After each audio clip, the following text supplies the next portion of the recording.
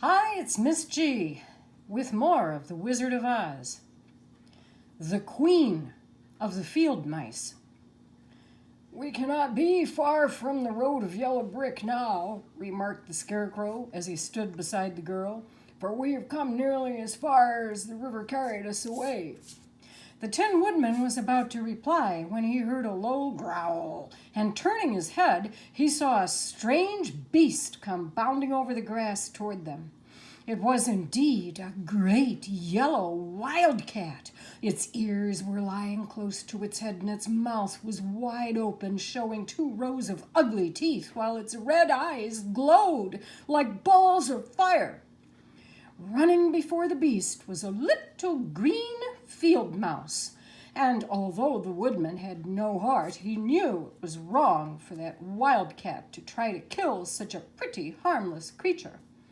So the woodman raised his axe, and as the wildcat ran by, he gave it a blow that cut the beast's head clean off from its body, and it rolled over at his feet in 2 pieces. The field mouse, now that it was freed from its enemy, stopped short. Then, coming slowly up to the woodman, it said in a squeaky little voice, "Oh, thank you. Thank you ever so much for saving my life." "Don't speak of it, I beg you," replied the woodman. "I help all those who may need a friend, even if it's only a mouse." "Only a mouse?" cried the little animal indignantly. "Why, I'm a queen, the queen of all the field mice." "Oh, indeed," said the woodman, making a bow. At that moment, several mice were seen running up, and when they saw their queen, they exclaimed, "Oh, your majesty, we thought you would be killed." They all bowed so low to the little queen that they almost stood upon their heads. "This funny tin man," she answered, "killed the wildcat and saved my life. So hereafter you must all serve him and obey his slightest wish." "We will," cried all the mice in a shrill chorus. "Is there anything we can do," one of the biggest mice asked, "to repay you for saving the life of our queen?" "Nothing that I know of," answered the woodman. However, the Scarecrow, who had been trying to think but could not because his head was stuffed with straw, said quickly, "Oh, yes, you can save our friend, the lion, who's asleep in the poppy bed." "A lion?" cried the little queen. "Why, he would eat us all up." "Oh, no," declared the Scarecrow. "This lion's a coward, and he would never hurt anyone who's our friend. If you will help us to save him, I promise that he shall treat you with all kindness." "Very well," said the queen. "We will trust you. But what shall we do?" "Are there many of these mice which call you queen and are willing to obey you?" "Oh, yes, there are thousands," she replied. "Oh, send for them all to come here as soon as possible, and let each one bring a long piece of string." "Now," said the Scarecrow to the Tin Woodman, "you must go to those trees by the riverside and make a truck that will carry the lion." So fast and so well did the woodman work that by the time the mice began to arrive, the truck was all ready for them. They came from all directions, and there were thousands of them. Big mice and little mice and middle-sized mice, each with a piece of string in his mouth. It was about this time that Dorothy opened her eyes. She was greatly astonished to find herself lying upon the grass with thousands of mice standing around and looking at her timidly, but the Scarecrow told her about everything. Turning to the dignified little mouse, he said, "Permit me to introduce you to Her Majesty, the Queen." Dorothy nodded gravely, and the Queen made a curtsy, after which she became quite friendly with the little girl. The Scarecrow and the Woodman now began to fasten the mice to the truck using the strings they had brought. Of course, the truck was 1,000 times bigger than any of the mice who were to draw it, but when all the mice had been harnessed, they were able to pull it quite easily. Even the Scarecrow and the Tin Woodman could sit on it, and were drawn swiftly to the place where the lion lay asleep. After a great deal of hard work, for the lion was heavy, they managed to get him up on the truck.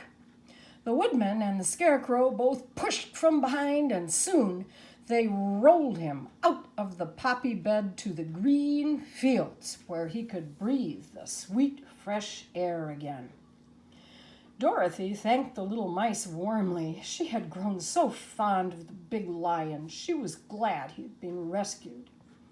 Then the mice were unharnessed from the truck and scampered away through the grass to their homes. The queen of the mice was the last to leave. "If you ever need us again," she said, "come out into the field and call with this whistle, and we shall hear you and come to your assistance. Goodbye." "Goodbye," they all answered, and away the queen ran, while Dorothy held Toto tightly, lest he should run after her and frighten her. After this, they sat down beside the lion until he should awaken.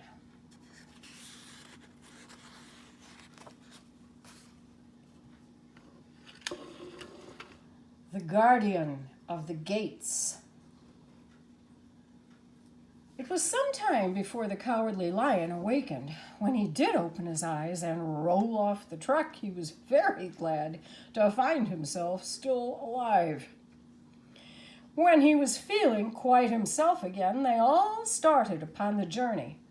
They walked through the soft, fresh grass and soon reached the road of yellow brick and turned again toward the Emerald City where the great Oz dwelt.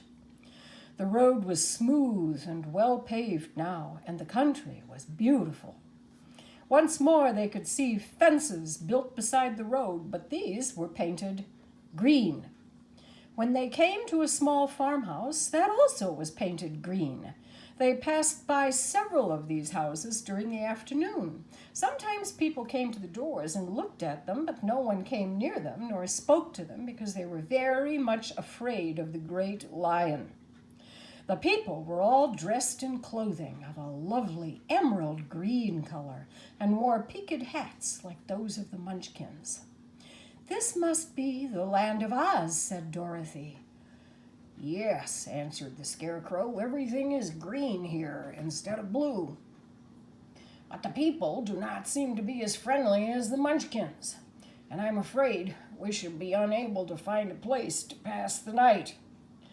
"I should like something to eat beside fruit," said the girl, "and I'm sure Toto is nearly starved. Let us stop at the next house and talk to the people." So when they came to a good-sized farmhouse, Dorothy walked boldly up to the door and knocked. A woman opened it just far enough to look out and said, "What do you want, child, and why is that great lion with you?" "We wish to pass the night with you, if you will allow us," answered Dorothy. "The lion's my friend and comrade, and would not hurt you for the world." "Is he tame?" asked the woman, opening the door a little wider, but cautiously. "Oh, yes," said the girl. "And he's a great coward, too."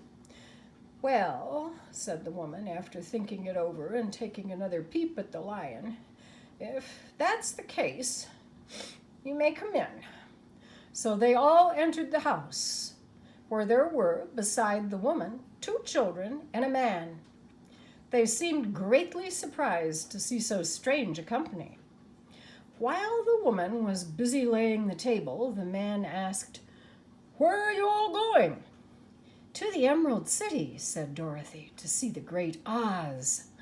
"Oh, indeed!" exclaimed the man. "Are you sure that Oz will see you? I have been to the Emerald City many times, but I have never been permitted to see the great Oz, nor do I know of any living person who has seen him." "Does he never go out?" asked the Scarecrow. "Never. He sits day after day in the great throne room of his palace, and even those who wait upon him do not see him face to face." "What's he like?" asked the girl.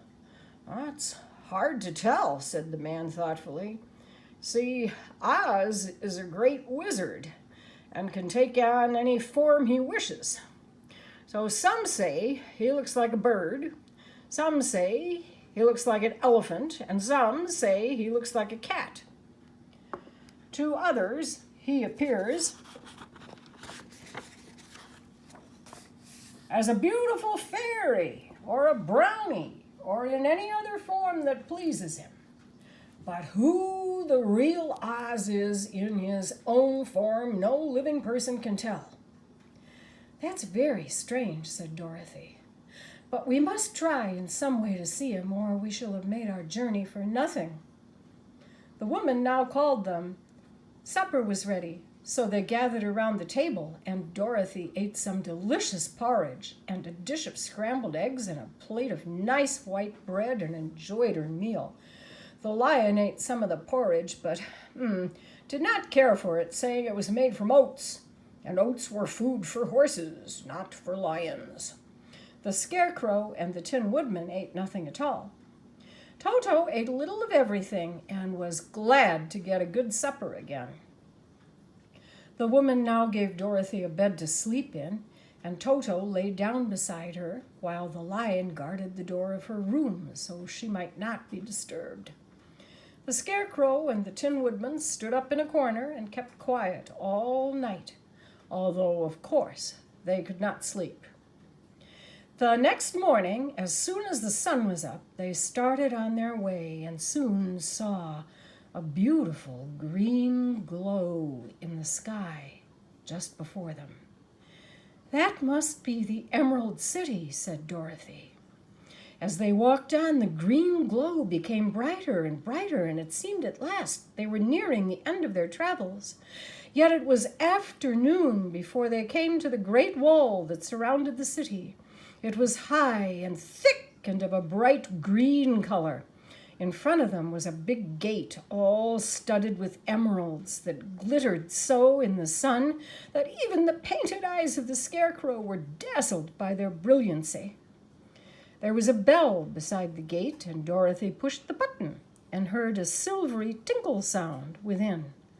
Then the big gate swung slowly open, and they all passed through and found themselves in a high, arched room, the walls of which glistened with countless emeralds.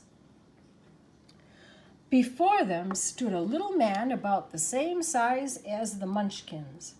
He was clothed all in green from his head to his feet, and even his skin was of a greenish tint. At his side was a large green box.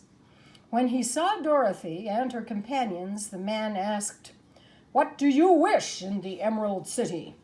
"We came here to see the great Oz," said Dorothy. "It has been many years since anyone asked to see Oz," he said, shaking his head in perplexity. "He is powerful and terrible, and if you come on an idle or foolish errand, he might be angry and destroy you." "But our errand is important," replied the Scarecrow. "It is important, and we have been told that Oz is a good wizard." "So he is," said the Green Man, "and he rules the Emerald City wisely and well. But few have ever dared ask to see his face.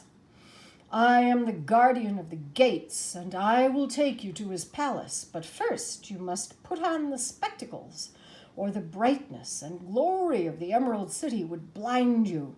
Even those who live in the city must wear spectacles night and day." He opened the big box, and it was filled with green spectacles of every size and shape. He found a pair that would just fit Dorothy and put them over her eyes. There were 2 golden bands fastened to them that passed around the back of her head, where they were locked together by a little key that was at the end of a chain of the guardian of gates wore around his neck.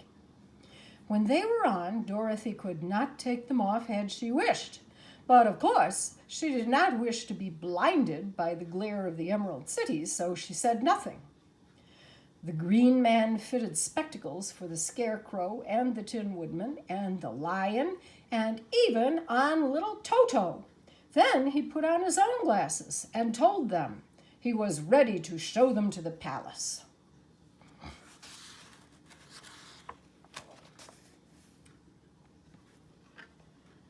The Emerald City of Oz. Even with eyes protected by the green spectacles, Dorothy and her friends were at first dazzled by the brilliancy of the wonderful city. The streets were lined with beautiful houses, all built of green marble and studded everywhere with sparkling emeralds. They walked over a pavement of the same green marble, and where the blocks were joined together were rows of emeralds set closely and glittering in the brightness of the sun. The window panes were of green glass. Even the sky above the city had a green tint, and the rays of the sun were green. There were many people, men, women, and children, walking about, and these were all dressed in green clothes and had greenish skins. They looked at the travelers with wondering eyes, and the children all ran away and hid behind their mothers when they saw the lion, but no one spoke to them. Many shops stood in the street, and everything in them was green. Green sweets and popcorn were offered for sale, as well as green shoes, hats, and clothes of all sorts. At one place, a man was selling green lemonade, and the children bought it with green pennies. Everyone seemed happy and prosperous. The guardian of the gates led them through the streets until they came to a big building exactly in the middle of the city, which was the Palace of Oz, the Great Wizard. There was a soldier before the door, dressed in a green uniform and wearing a long gray green beard. "Here are the strangers," said the guardian of the gates to him, "and they demand to see the Great Oz."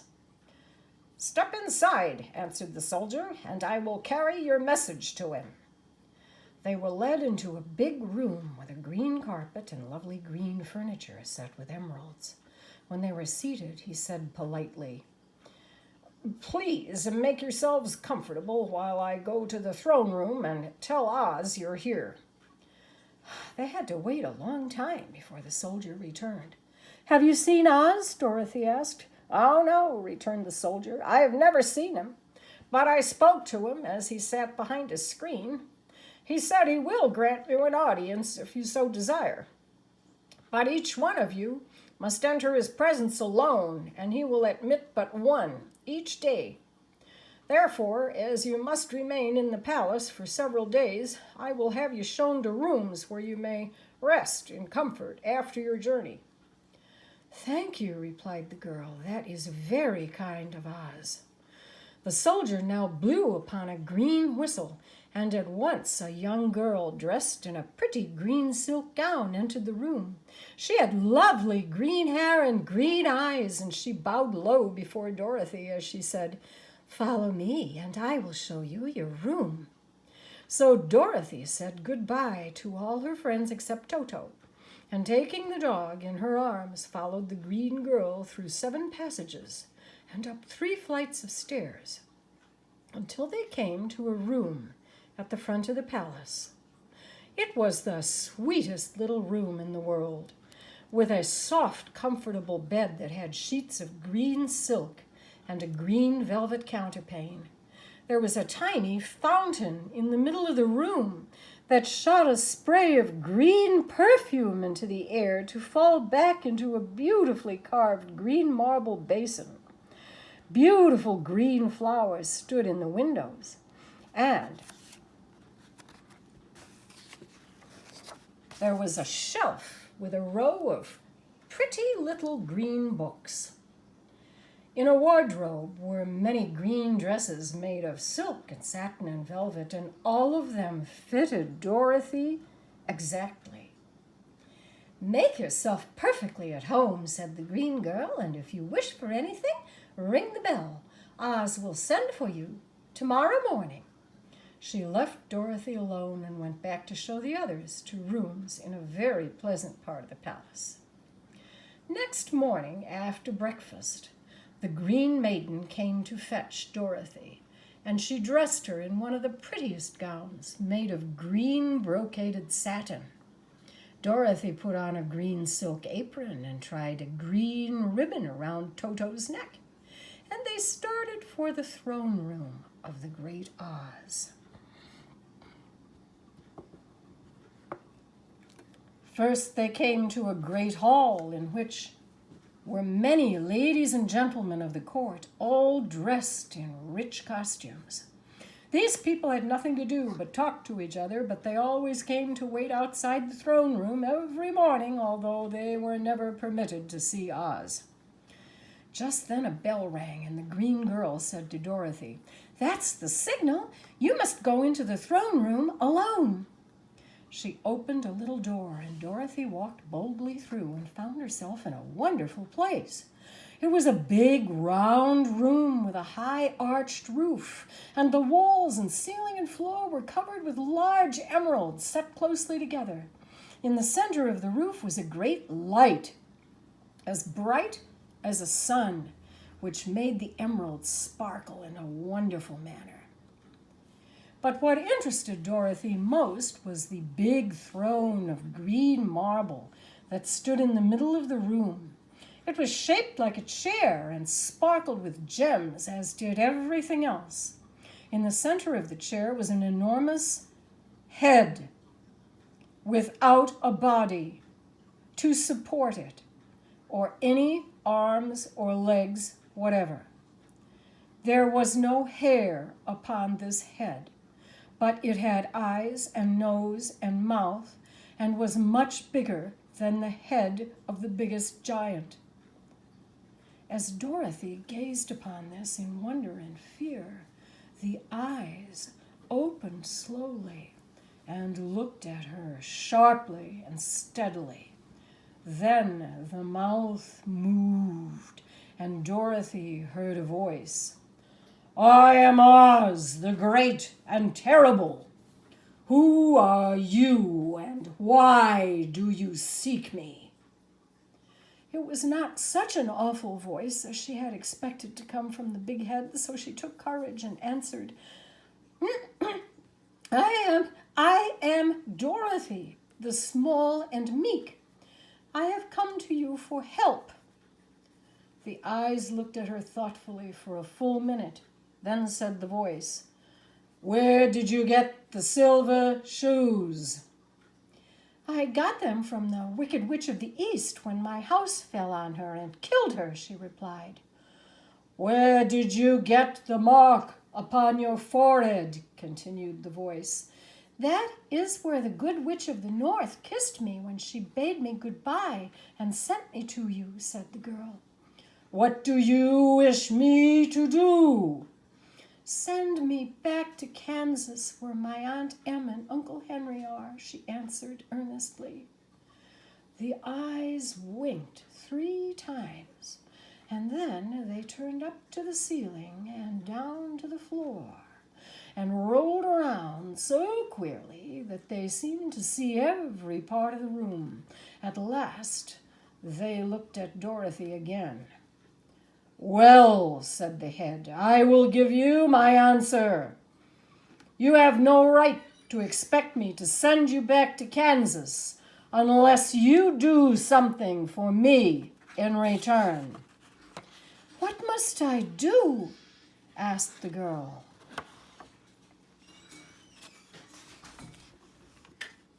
"Kill the Wicked Witch of the West," answered Oz.